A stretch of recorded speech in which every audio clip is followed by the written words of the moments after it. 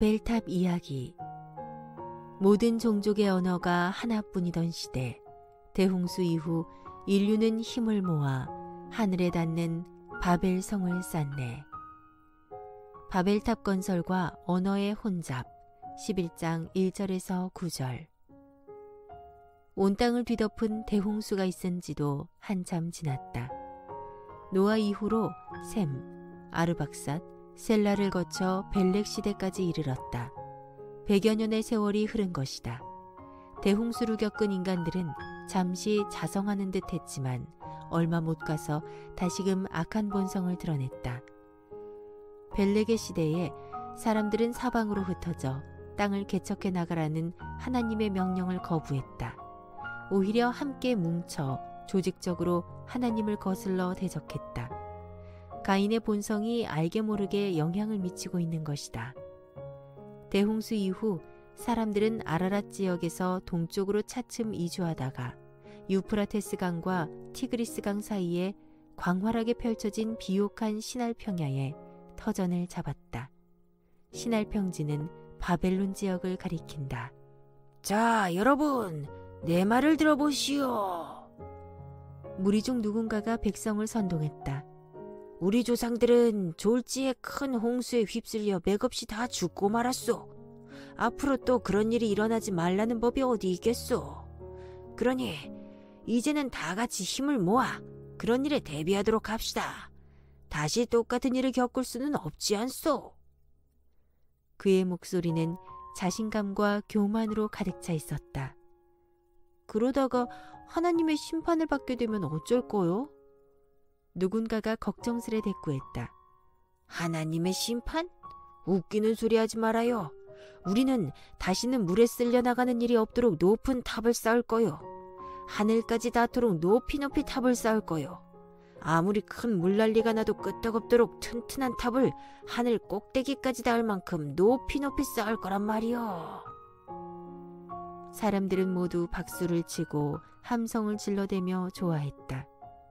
자, 그러면 이제부터 다 같이 하늘까지 닿는 탑을 쌓아 후세에 우리 이름을 크게 떨치도록 합시다.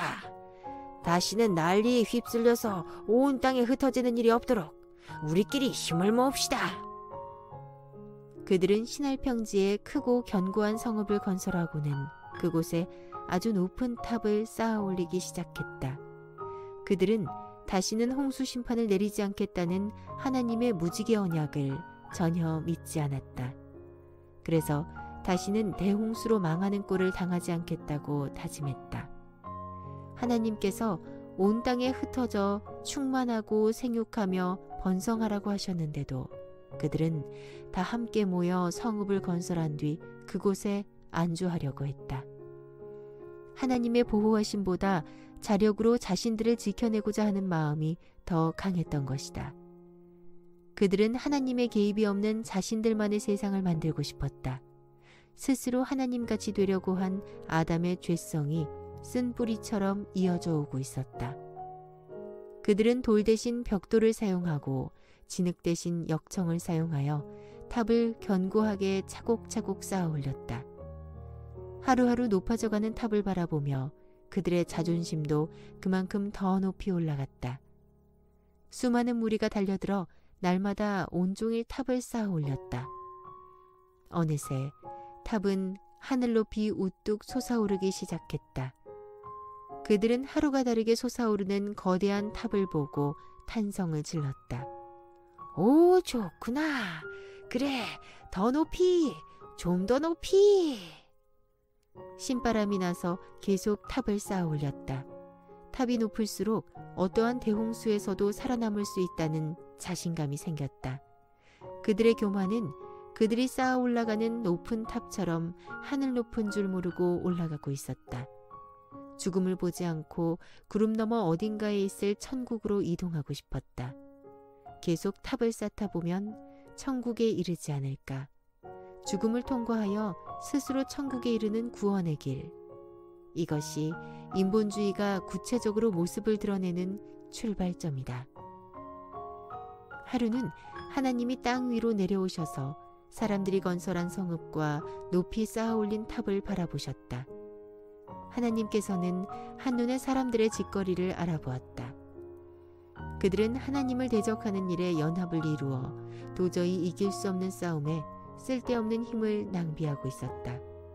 하나님은 그들의 행위가 가소롭고 한심했다. 이들이 모두 한 백성인데다가 똑같은 언어를 사용함으로 이런 짓을 벌이는구나. 이것은 단지 시작에 불과하다. 저들이 장차 어떤 짓을 벌일지는 너무나 뻔하다. 그냥 내버려 두었다가는 안 되겠구나. 우리가 내려가서 저들의 언어를 뒤섞어 놓자. 서로의 말을 알아듣지 못하게 하자. 하나님께서는 그들이 서로의 말을 알아듣지 못하도록 여러 가지 언어로 섞어버렸다. 말이 통하지 않으니 바벨탑 건축 현장에서는 순식간에 오해와 다툼이 벌어졌다. 여기 역청을 빨리 가져다 줘요. 뭐라고? 벽돌을 더 달라고? 아니, 이쪽 말고 저쪽으로. 어허, 저쪽이라니까. 대체 뭐라는 거야? 자네 술 취했나? 방금 전까지만 해도 스스럼 없이 말이 통했는데 갑자기 무슨 말을 하는지 서로 간에 알아들을 수가 없었다. 바벨탑 건설 현장은 순식간에 아수라장이 되고 말았다.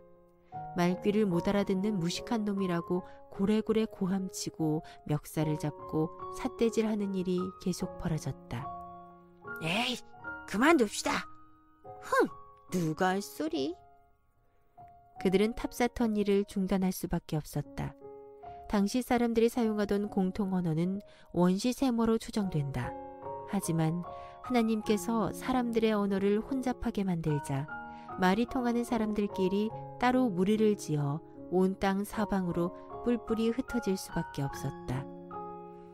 아주 높은 탑을 쌓다가 언어가 혼잡하게 되고만 바벨은 훗날 혼잡이란 뜻을 지니게 되었다.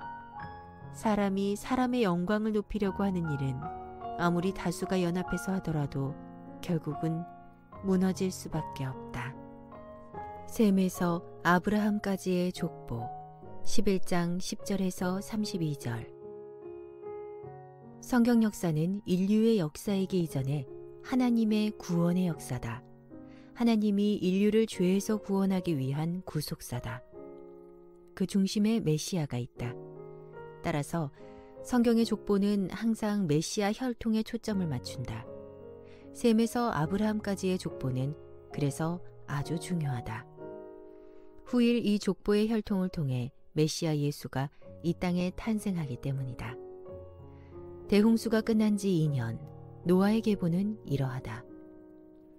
맏아들 셈은 100세에 아르박삿을 낳고 600세에 죽었다.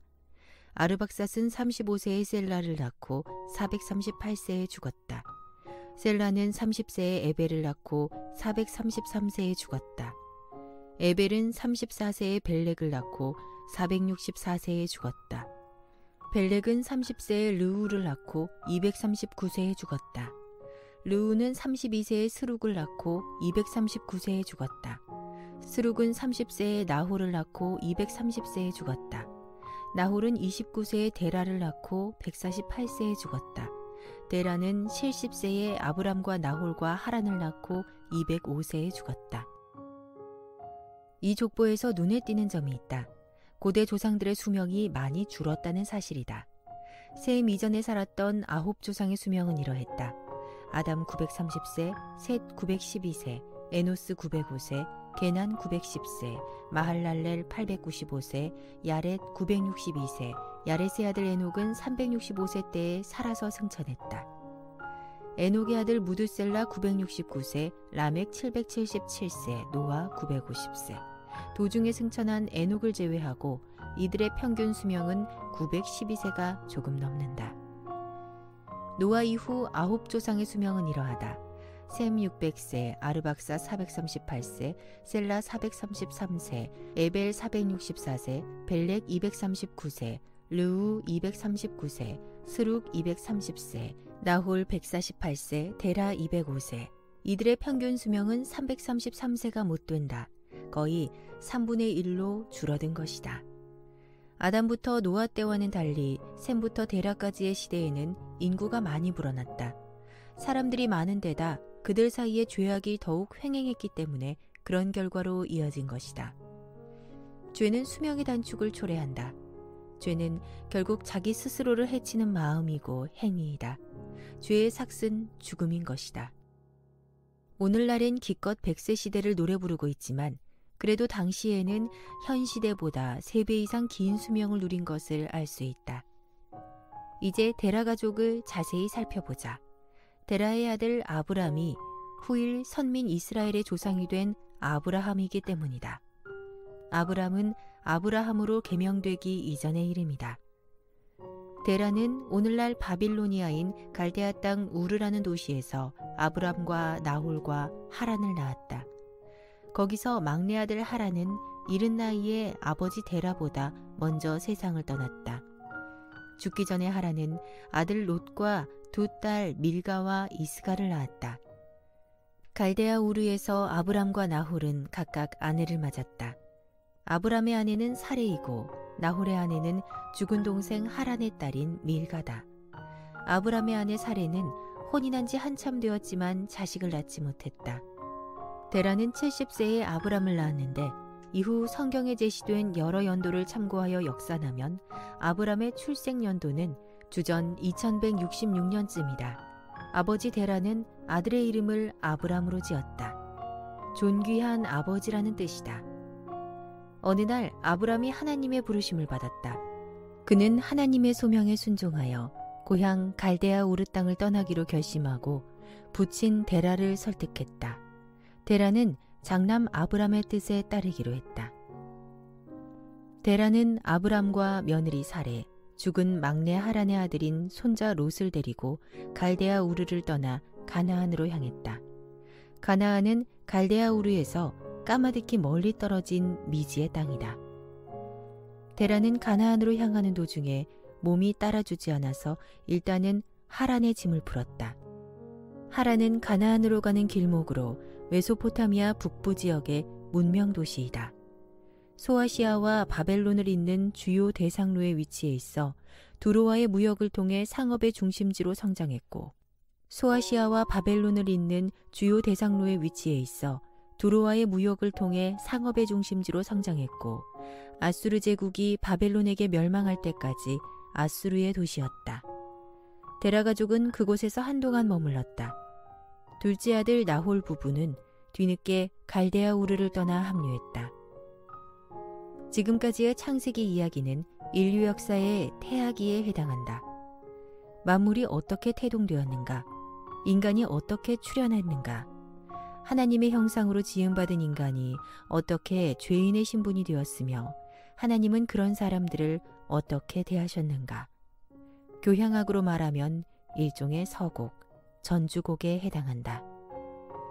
이후의 이야기는 하나님께서 사람들이 저지른 죄의 문제를 해결하기 위해 어떤 대책을 강구하셨는지를 보여준다. 하나님의 구원 계획은 처음에 한 민족이 아니라 한 사람을 통해서 구체적으로 드러나기 시작한다. 그 한 사람은 바로 아브람으로 하나님께서는 이후에 그의 이름을 아브라함으로 계명해 주신다.